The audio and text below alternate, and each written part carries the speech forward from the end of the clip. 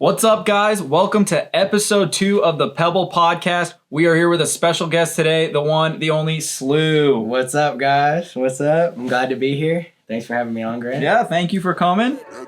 Couple bad days, but now I'm feeling good. Put my mind to it, doing things I never could. All right, so I got to start off. I know you as Joe St. Louis, and now you go by Slough. That is, I would assume that we call that a rapper name. My artist name Your is artist Slough. name? Yes, correct. So how did that come about? So pretty much when I was in high school, my last name being St. Louis, everybody just called me Slough. It was kind of short for St. Louis, and it kind of stuck. It was like, it wasn't something that I was like, oh yeah, I go by Slough, but it was just something that like they just did themselves. Like people would just naturally start calling me Slough, and it kind of stuck. And when I started making music, I was like, it felt right. Like it was something that wasn't something that I had to like make up or like. I think that's what's cool about it is it's not like a name where it's like over the top, like look at me. It's just it rolls off the tongue and it's not, and it has a story. Yeah, it has a meaning to it. Mm-hmm. So, I mean, you had the nickname obviously since 8th grade. Yeah. Now, when because I didn't know you were rapping until your mom texted me a video and said, "Listen to this song. It's Joe," and I was like, "What?" Yeah. So when did you start, I guess, really getting into rap? It's kind of hard to explain, to be honest. It was probably around 8th grade when I started to like explore into like listening to beats and kind of just freestyling like with my friends and like just doing random stuff, like not really focusing on like, oh, I'm gonna make a song or like I'm gonna make something to where I'm gonna put it out in the future. Mm. It was just something that I liked doing. Right. And it got to the point where I was like, okay, like I'm starting to get better at this. I'm starting to get better. Like I want to eventually here pretty soon, I want to make a song, and like started telling my homies about it. And they were like, dude, like you should definitely do this. Cause they were noticing like, hey, you're a little bit better than the average person and doing this. So, I mean, why don't you put that to the test, like put it to use. And so I pretty much started listening to beats and writing. I'd start writing down like what I wanted, and like, oh man, I'm fucking up already. But no, you're good. Keep going. You're fine. But I pretty much started like trying to come up with stories and like things that meant a lot to me. Yeah. And just like songs that like would make me feel good. Like it wasn't to make or prove anything to anybody. It was just to do something that I like to do. Yeah. And like enjoy something. Like I listened to it and I'm like, I made that. Like, yes, this is awesome. A sense of accomplishment. Yeah. Feels good. So what was, I think the first song I listened to was, I want to say it was just the one that was just Slough was the first one I heard. Yeah. What was the first song you actually, that came out like onto iTunes? Okay, so I dropped, I'd say 5 or 6 songs before I dropped anything on all platforms, which would be Spotify, so I'm late Apple in the game. Music, Google Play, like all of that, which shameless plug. All of my music is on everything, by the way, if you want to go look it up. We're all about the shameless plug. But yeah, so pretty much my first song that was on all platforms was called Like That. It was more of like it was the first song that I actually took into a professional studio.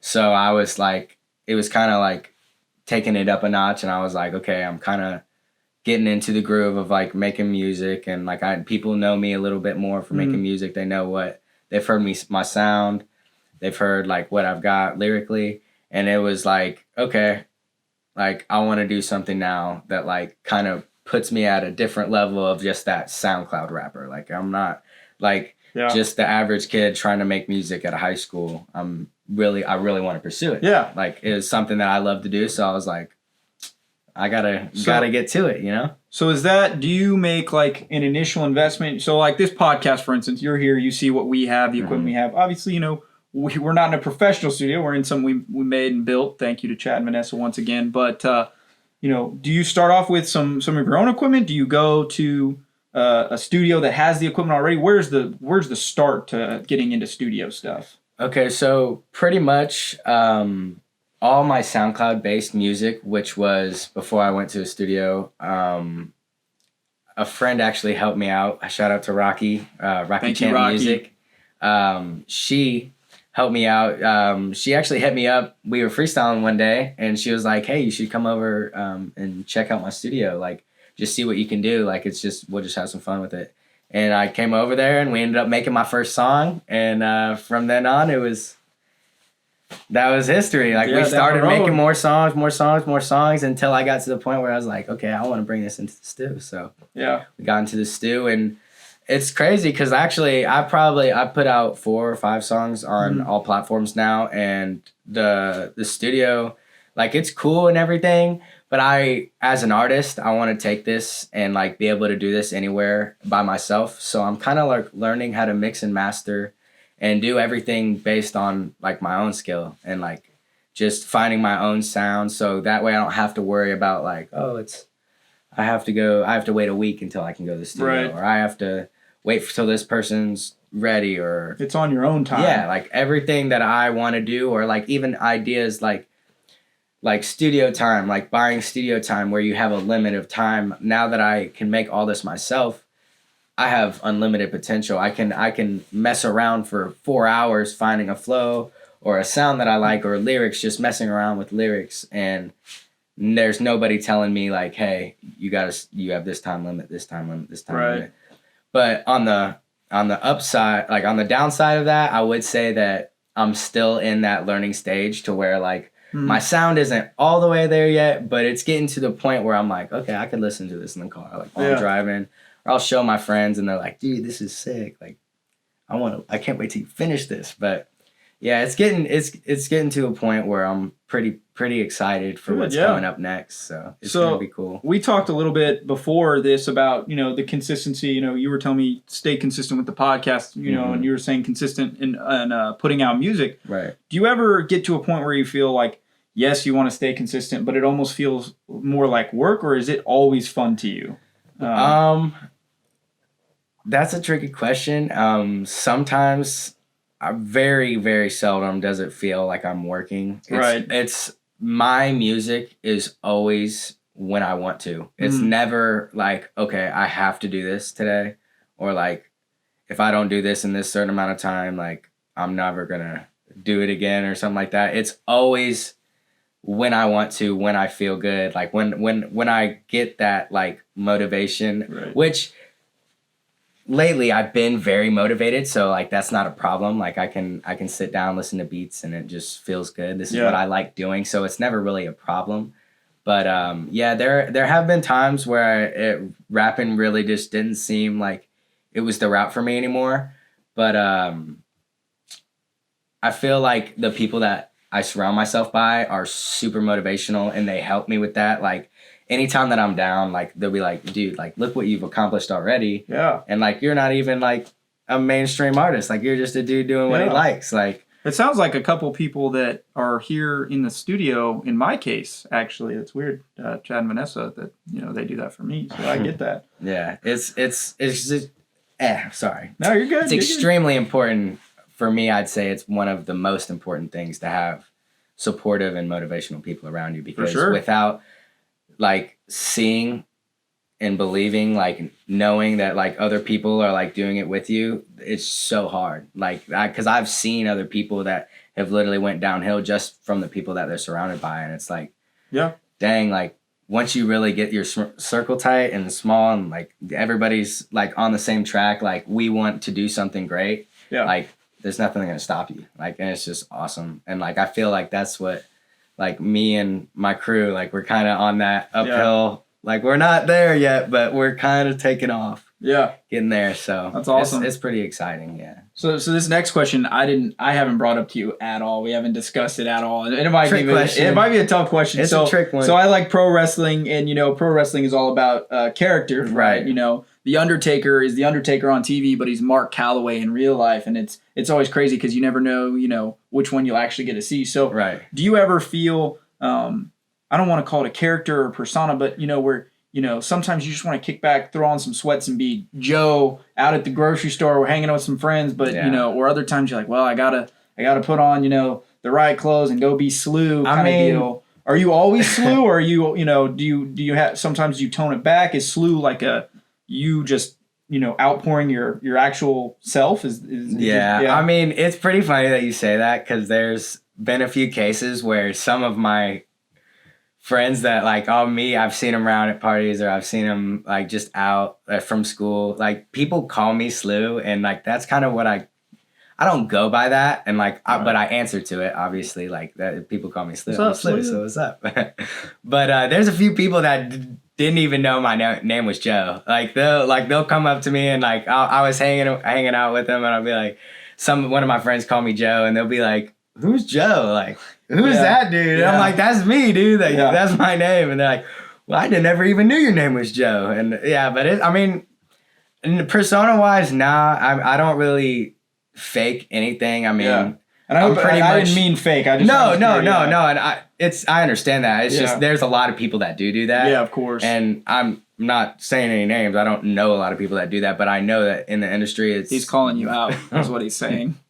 Nah. But I just try to keep it me. I mean, people are gonna like me for me anyway, so I might as well be me. Like, I don't want to fake anything, because if people like to fake me, well, what happens when they see the real me? Right. Like, they're not going to like that. So I don't want that. I would say, and I think you would agree, then Slough is just really just letting yourself out. Yeah, I mean, yourself. Slough is just, it's just me at my top form, I guess you could say. It's me in my best vibe. For sure. Like, I'm always in a happy state. Yeah. Like, somebody's calling me Slough, I'm probably doing something that's just like, Well, it's fun. I mean, I would say at all our family gatherings, everyone just sarcastic, "What's up, Slough?" But then it's like, "Hey, Joe, what's up, man? How are you?" So I was just curious on that. Now, on the way over here, you told me, well, you didn't tell me, you showed me some of, the things you've got upcoming. Mm-hmm. And we talked about, releasing music over time versus albums versus singles, kind of bring that up again. What is your theory on releasing an entire album versus just a single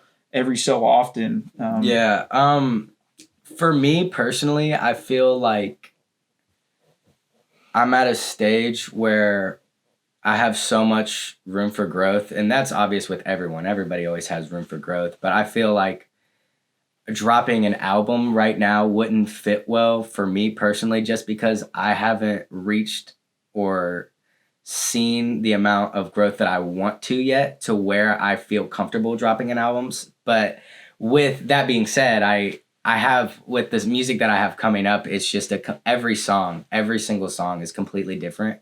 And that's what I can't wait to show everybody, is like, yo, I'm not just somebody that is just going to stick to one flow about one topic the whole time. I'm going to write sad songs. I'm going to write happy songs. I'm going to write upbeat songs. I'm going to write downbeat songs. I'm going to write songs about driving in the city. I'm going to write songs about this, just everything. Like, it's just, there's so many things that you can do with music, and I'm finally starting to put that to the test. Yeah. And it's going to be really interesting to see. I'm excited. What takes off. I can vouch the songs coming out, I mean, they each had their own flavor and taste and tone, and I liked all of them, and that's not just even me saying it for a podcast. I mean, they were good, and I'm not going to spoil the surprise of my favorite one, but there's some real cool stuff coming out, and I hope that one's the next, honestly. So, final big question, just like me starting this podcast, you in the music, what would you say to somebody right now who wants to start who's very passionate about something, but is just like, I don't think anyone's going to like it. I don't think, what would you say to them? I'm so glad you asked this question, because I have seen a lot of people and met a lot of people recently that are kind of in that stage. They don't know what they want to do, or they have something, but they don't know if they want to kind of push to it. I just want to let you know. Wow, he's reaching. If you find something that you like, take it and run with it. You never know what can happen. Ever. You never know what opportunities will come knocking at your door. Yeah. Because you did what you wanted to do and what you love to do. And that's really all I can say. I mean, that's what I'm doing here, and I'm nowhere near any like top spot, but I can tell you that I love what I'm doing, and it's changed my life for the better. I wouldn't be where I'm at today if I didn't start making music. And so I just want to let you guys know, like, you really, really can do anything. It's all mindset. Yeah, 100%. Yeah, like, it's just stay positive, be motivational, be that person that goes the extra step and is like, hey, when they're not working, I'm gonna do this today, or like, I like this, so I'm gonna go do it. Like, it's not. I'm not gonna be cool if I do this, Grant. Like, I don't want to try this. No, I want to try this because it's different. Like, do those things, do those extra steps that people would like maybe overlook. Like, it's all a part of the process, and it'll all turn out for your benefit if you take it serious and like, I don't know, just have fun with it. Like, I'm rambling right now, but like it's for real. It's like your passion's pouring out, and I think you show that well. And I think that's the point: is if you're passionate about something, go after it. I mean, pretty soon you're gonna see a video. I'm gonna try out for professional wrestling. I'm gonna give it a go. I'm giving this podcast thing a go. Yeah. It's really good. And to be honest, I'm excited for the future. If you're not even convinced, which I don't know why you wouldn't be convinced that there is something coming from this man right here. He's actually got a really cool video up right now. He was showing me, and we're going to link it down below in the description. Be sure to check it out. I don't want to spoil it, but it is a really well produced, great video. Going to show the hard work he's putting in. Joe, Slough, committed to this process, and I'm excited to see what's to come. I'm sure you're excited to see what's to come. Can't wait. But that's all we got for today on the Pebble Podcast, and we hope you guys tune in next week. Thank you, Joe, for coming, man. Hey, thanks for having me. It's always good to see you. You too, brother. And I can't wait to see what this man got up next. You guys aren't ready for it. Cool. But yes, sir. See you later.